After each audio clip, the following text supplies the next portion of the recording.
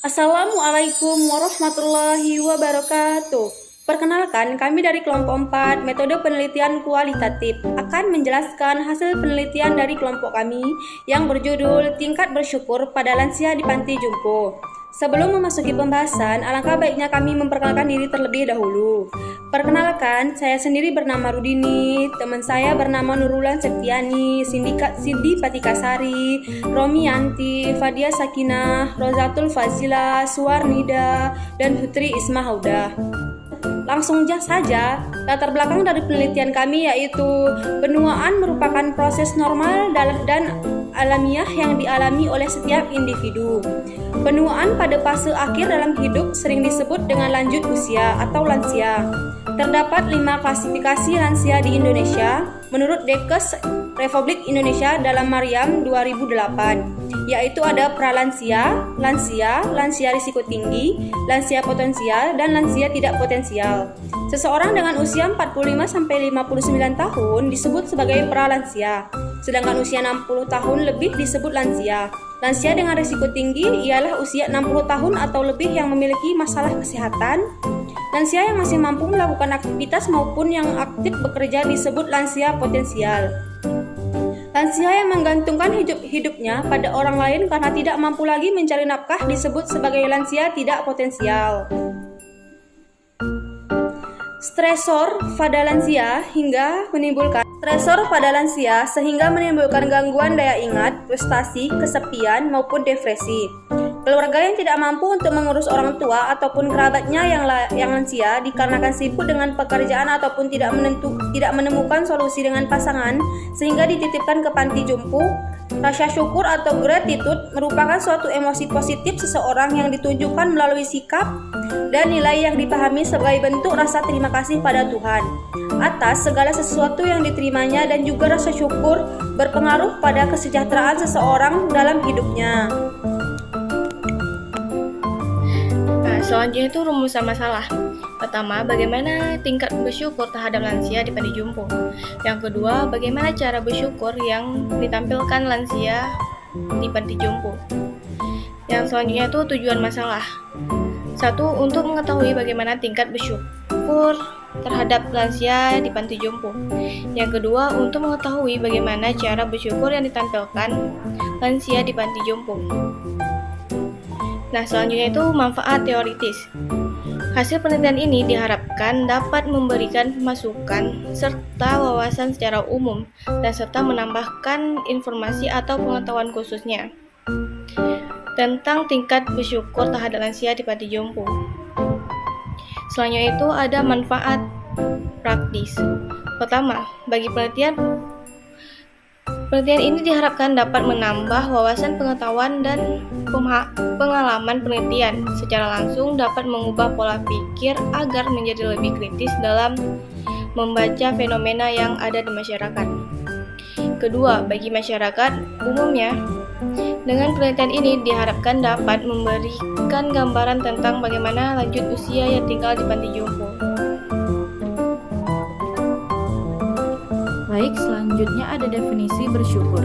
Menurut Emmons dan McCloud 2003, kebersyukuran dalam bahasa Inggris disebut gratitude. Kata gratitude diambil dari akar Latin gratia, yang berarti kelembutan, kebaikan hati, atau berterima kasih. Semua kata yang terbentuk dari akar Latin ini berhubungan dengan kebaikan, kedermawanan pemberian, keindahan dari pemberian dan menerima atau mendapatkan sesuatu tanpa tujuan apapun. Menurut Seligman dan Peterson 2004, mendefinisikan gratitude atau syukur sebagai suatu perasaan terima kasih dan menyenangkan atas respon penerimaan hadiah, di mana hadiah itu memberikan manfaat dari seseorang atau suatu kejadian yang memberikan kedamaian. Menurut Wood 2009 menyatakan kebersyukuran adalah sebagai bentuk ciri pribadi yang berpikir positif, mempresentasikan hidup menjadi lebih positif. Yang selanjutnya ada faktor yang mempengaruhi bersyukur. Menurut McCloud dan kawan-kawan 2002 mengungkapkan aspek-aspek bersyukur terdiri dari 4 unsur, yaitu yang pertama ada intensitas. Seseorang yang bersyukur ketika mengalami peristiwa positif diharapkan untuk merasa lebih intens bersyukur. Yang kedua ada frekuensi. Seseorang yang memiliki kecenderungan bersyukur akan merasakan banyak perasaan bersyukur setiap harinya, dan syukur menimbulkan dan mendukung tindakan kebaikan sederhana atau kesopanan. Yang ketiga ada jangkauan. Di sini maksudnya adalah orang yang bersyukur diharapkan dapat menuliskan lebih banyak seseorang merasa bersyukur. Misalnya merasa bersyukur atas keluarga, pekerjaan, kesehatan, dan lain-lain. Dan yang keempat ada density. Maksudnya adalah orang yang bersyukur diharapkan dapat menuliskan lebih banyak nama-nama orang yang dianggap telah membuatnya bersyukur, termasuk orang tua, teman, keluarga, dan lain-lain. Selanjutnya ada faktor yang mempengaruhi. McCloud menjelaskan, faktor yang mempengaruhi bersyukur adalah yang pertama ada kesejahteraan, yang kedua ada emosi prososial, dan yang ketiga ada religiusitas. Selanjutnya ada desain penelitian. Penelitian ini merupakan bentuk penelitian kualitatif dengan menggunakan pendekatan deskriptif kualitatif, yaitu metode penelitian yang bertujuan menggambarkan meringkas berbagai kondisi, berbagai situasi atau berbagai fenomena realitas sosial. Adapun teknik pengambilan sampel yang digunakan dalam penelitian ini adalah purposive sampling. Menurut Sugiono, purposive sampling yaitu subjek-subjek yang ditentukan oleh peneliti merupakan orang-orang yang menurut peneliti memiliki informasi yang dibutuhkan dalam penelitian. Selanjutnya ada lokasi penelitian. Penelitian ini dilakukan di Panti Jompo Darusada, Kampung Kiri Kandang, Kursus 3, Kecamatan Muara II, Senembuk, Kota Luk Semawe. Selanjutnya ada subjek dan objek penelitian. Yang pertama ada populasi dan sampel. Di sini sebanyak 2 orang lansia yang tinggal di Yayasan Panti Jompo Darusada, Kampung Kiri Kandang. Yang menjadi subjek penelitian ini yaitu dengan kriteria sudah tinggal di Panti Jompo. Selanjutnya ada karakteristik penelitian. Karakteristik partisipan penelitian ini adalah seorang lansia yang tinggal di Panti Jompo minimal 1 tahun. Selanjutnya ada prosedur pengambilan sampel. Teknik pengambilan sampel yang digunakan dalam penelitian ini adalah purposive sampling. Menurut Sugiono, yaitu subjek-subjek yang ditentukan oleh peneliti, merupakan orang-orang yang menurut peneliti memiliki informasi yang dibutuhkan dalam penelitian. Selanjutnya ada definisi operasional bersyukur. Menurut Emmons dan McCloud pada tahun 2003 dalam studi Tiani pada tahun 2010 menunjukkan bahwa kebersyukuran adalah sebuah bentuk emosi atau perasaan yang kemudian berkembang menjadi suatu sikap, sifat moral yang baik, kebiasaan, sifat kepribadian, dan akhirnya akan mempengaruhi seseorang menanggapi atau bereaksi terhadap sesuatu atau situasi. Emmons juga menambahkan bahwa syukur itu membahagiakan, membuat perasaan nyaman, dan bahkan dapat memacu motivasi. Ada teknik pengumpulan data. Metode pengumpulan data yang digunakan dalam penelitian ini adalah metode wawancara, observasi, dan dokumentasi. Analisa data menggunakan analisis tematik dengan pendekatan triangulasi teknik dan untuk menjamin keabsahan data.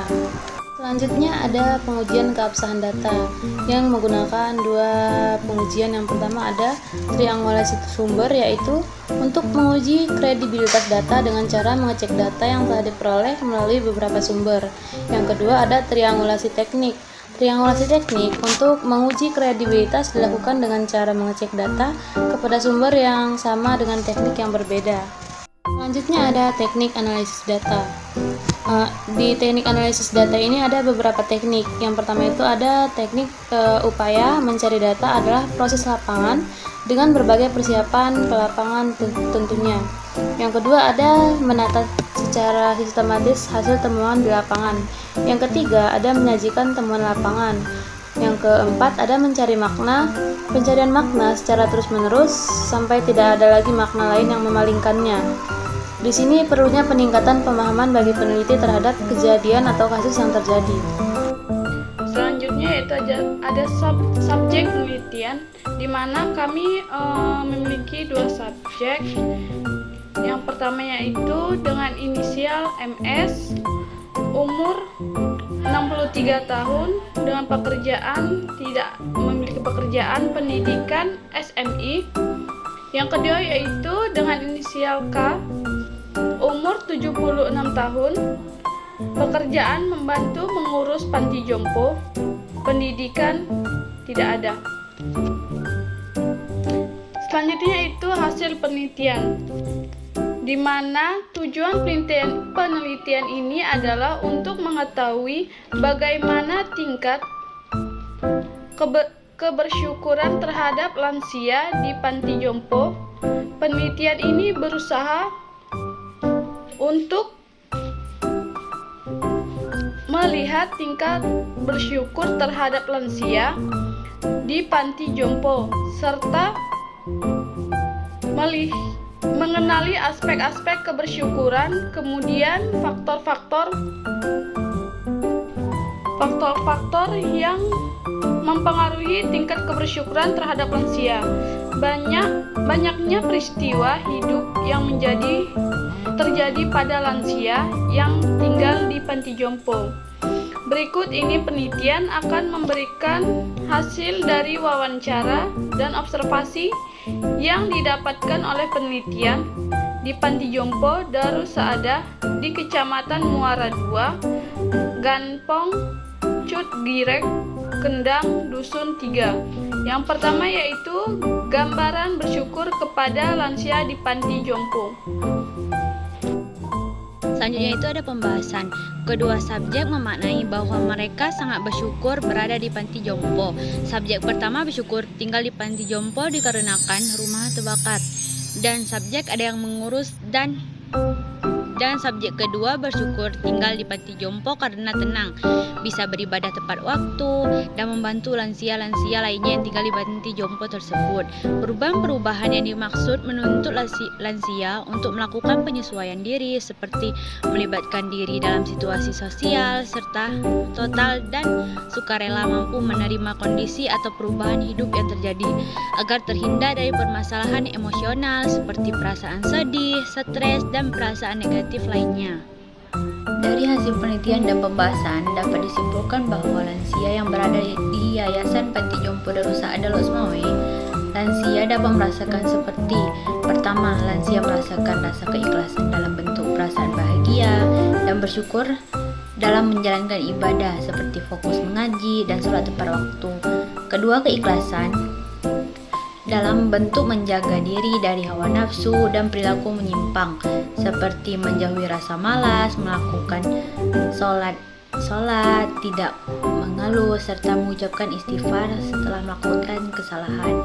Ketiga, keikhlasan dalam bentuk menjaga diri dari penyakit hati seperti menjauhi rasa iri hati, tidak dendam, tidak pamer, dan dapat mengendalikan amarah saat marah. Selanjutnya saran untuk menggali lebih lanjut tingkat rasa syukur pada lansia di panti jompo lainnya, peneliti selanjutnya diharapkan untuk dapat menggali data secara lebih mendalam atau detail. Selain itu, peneliti juga dapat melakukan kegiatan bersama seperti menggaji, salat, dan lainnya yang dapat meningkatkan rasa syukur pada lansia di panti jompo. Terakhir ada keterbatasan penelitian. Penelitian ini hanya melibatkan 2 subjek sehingga membatasi validitas eksternal. Penelitian ini hanya dilakukan dengan periode pengumpulan data yang relatif singkat sehingga tidak dapat menggambarkan tingkat bersyukur pada lansia secara jelas. Keterbatasan bahasa yang dimiliki oleh penelitian tidak sama dengan responden sehingga penelitian sulit dilakukan.